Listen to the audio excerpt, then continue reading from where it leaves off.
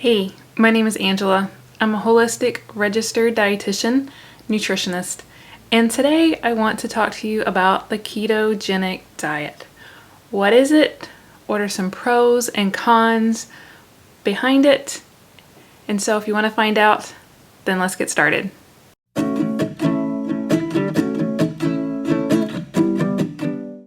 Alright, so I was recently asked about my thoughts on the ketogenic diet from someone that I was talking to.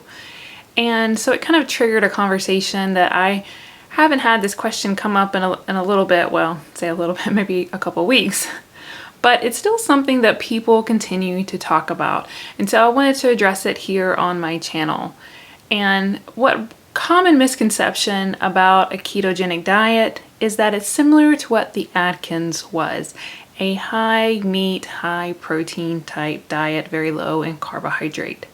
And so the ketogenic diet is definitely not a high protein diet, it's a high fat diet. And it's actually moderate or low in protein and then also low in carbohydrates. And so what the idea behind a ketogenic diet came out in the 1920s to help with having seizures, to help with if they weren't doing well with the medication that they were getting, then the ketogenic diet could help them be put into remission to help with their symptoms. And so what really happens when someone goes on a ketogenic diet is that their body reduces the amount of carbohydrates that they get in the body, thus reducing the amount of glucose or sugar that goes into the bloodstream. Because all carbohydrates are going to break down to sugar once it gets to your bloodstream, and what happens, normally the body is going to use that sugar for fuel. Well, in the ketogenic diet, because the body is not getting that sugar, the liver actually produces the ketones. So it takes fat, produces these ketones for energy instead, because it's being deprived and starved out for its main fuel source, which is glucose, which is the body loves to begin with. And so in a ketogenic diet, typically people are measuring their ketones through their urine. But most people that I talk to or that they hear about the ketogenic diet do not think this, or they don't know about measuring ketones in the body.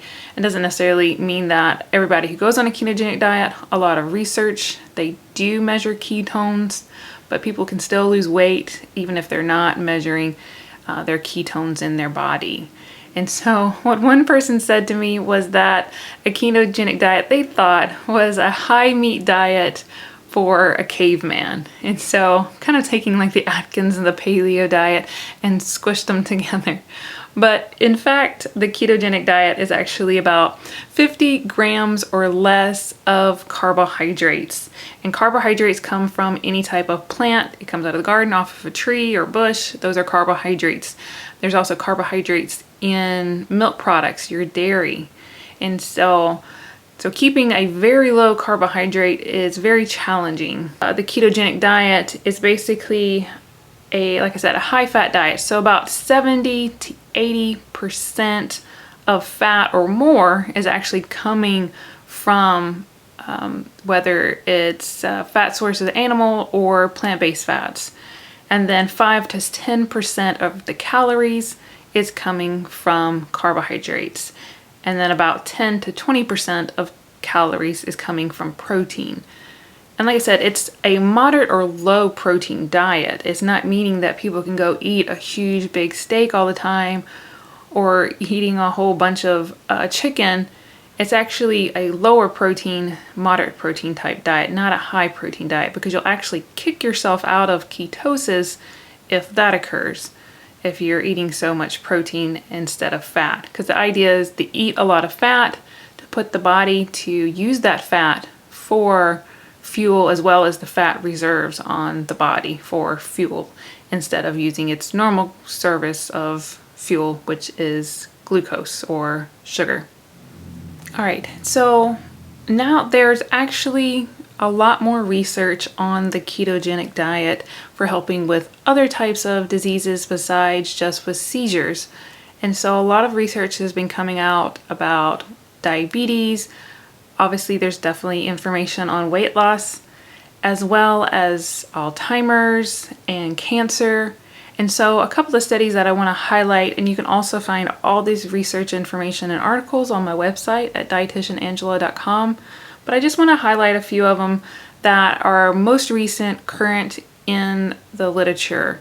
And so one of the studies looked at the ketogenic diet and type 2 diabetes, and the parameters for this ketogenic diet was not just the normal 50 grams or less, but it was actually less than 20 grams of carbohydrate a day. So that's a very low carbohydrate diet, and how they showed improvement in blood sugar and those who had type 2 diabetes compared to those who were doing like the low glycemic type diet.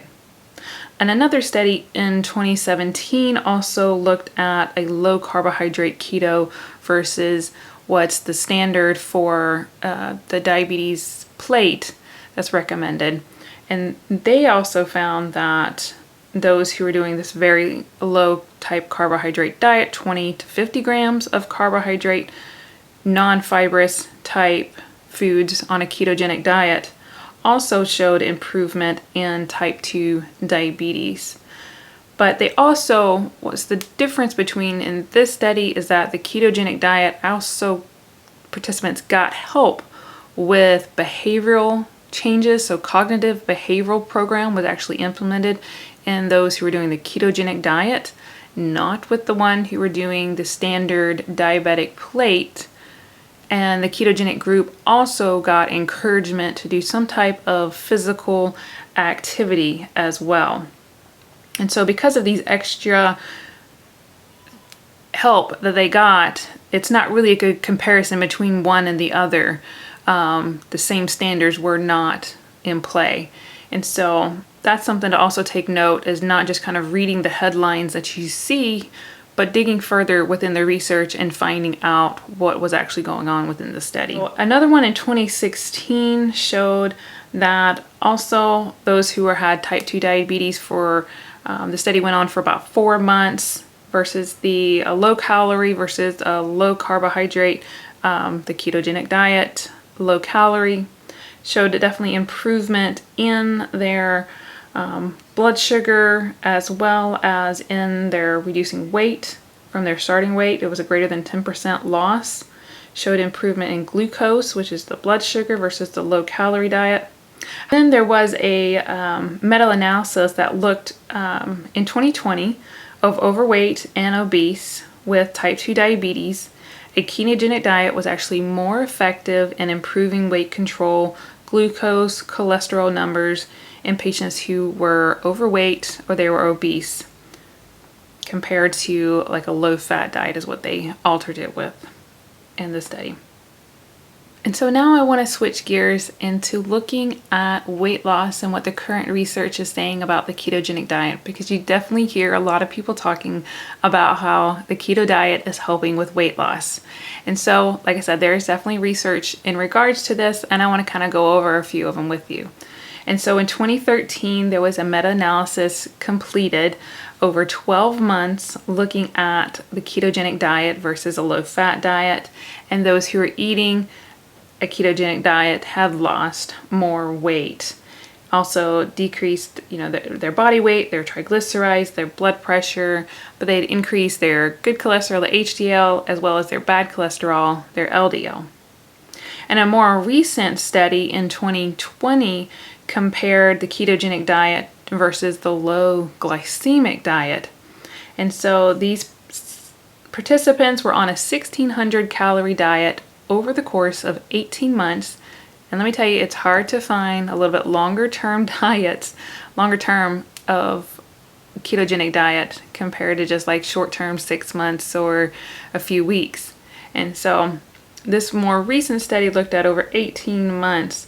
So the keto parameters were less than 35 grams of carbohydrate a day, and less than 10 grams, or not, less than 10% of those calories were from saturated fat.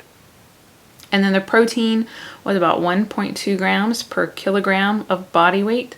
If you want to find out what a kilogram of your body weight is, you take your current body weight, you divide it by 2.2, and you will get your weight in kilograms. And then you can multiply it by 1.2, which was for females, and 1.5 for males to get the weight or the protein grams that they were using for this study. What they also were analyzing in the low glycemic was sensitivity to carbohydrates and their refinement. And so they actually did an analysis to kind of figure that out for the participants and put them on either a maximum of 8% or 6% of their total calories from refined carbohydrates, and saturated fat they kept at a minimum as well of their calories. And so the participants were asked to exercise 30 to 45 minutes a day, 5 times a week.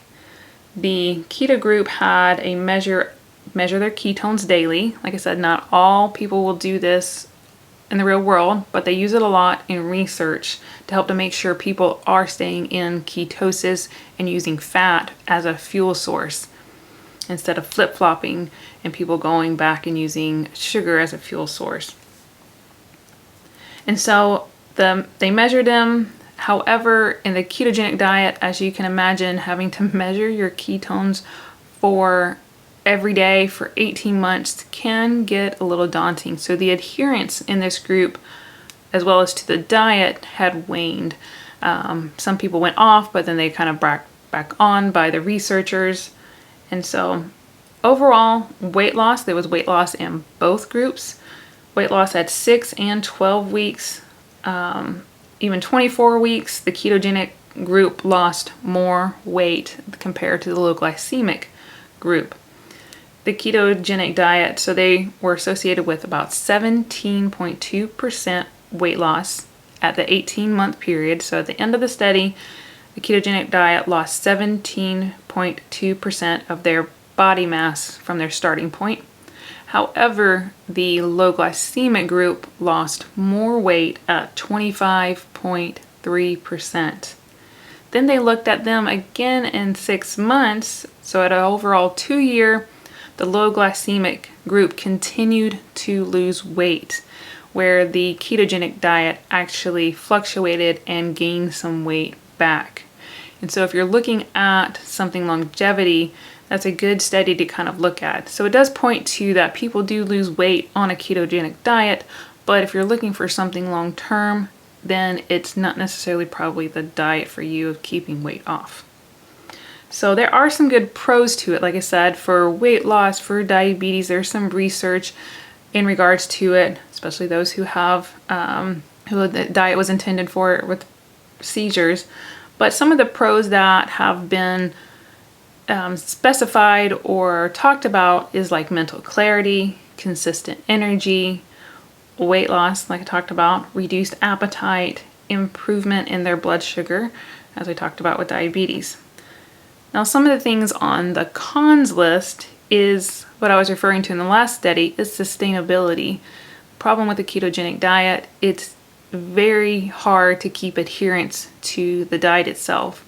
And most people that I talk to will rebound. They gain weight back. So I get a lot of people on the back end of people who want to do ketogenic diet and they gain weight back. There's not a good transition off the diet, and people don't realize it takes a lot of work to keep weight off. And so anybody knows that if they've gone on a diet and they gain weight back and go back on a diet and they gain weight back, it still has to be looked at as a long-term life change. The ketogenic diet is definitely not one of those. And so I would ask yourself, anytime you're trying to lose weight, can you see yourself doing this 5 years down the road, 10 years down the road? Because again, you want to keep weight off once you lose it. So you want to be able to eat something that is sustainable long term. Some of the things that I get hear from people, as well as from my colleagues, other dietitians that I know, is that people go through a keto type flu. Initially, there's usually a loss of energy because you're not taking in carbohydrates which is your body's normal fuel source and you're used to doing. So people will get a loss of energy, but also an imbalance in electrolytes. So your potassium, sodium, magnesium. We've had people who've gone into the hospital because of this, imbalances in their electrolytes. Another thing that has come up is with gallbladder. I've had people where they get gallbladder stones or have issues with pain and gallbladder issues because of being on a ketogenic diet. Now, there's also some information about getting kidney stones and being on the ketogenic diet. Reflux is another big common problem because all that high fat takes a lot longer to digest. Therefore, just kind of sitting in your stomach where it can build up and possibly come back up in your esophagus, creating that heartburn. If you want to find out a little bit more about reflux, one of my last videos, I talked about how to reduce reflux and what you can do nutritionally and food-wise to help with that. I'll leave a link. Some other types of issues is nutrient deficiency. You're not getting a lot of nutrients from the foods that you eat from plants. Constipation is another one that I hear about from people that I've talked with who've gone on a ketogenic diet, who are trying to lose weight. Again, you're not getting a lot of fiber, not getting a lot of carbohydrates to help with creating a good bowel movement.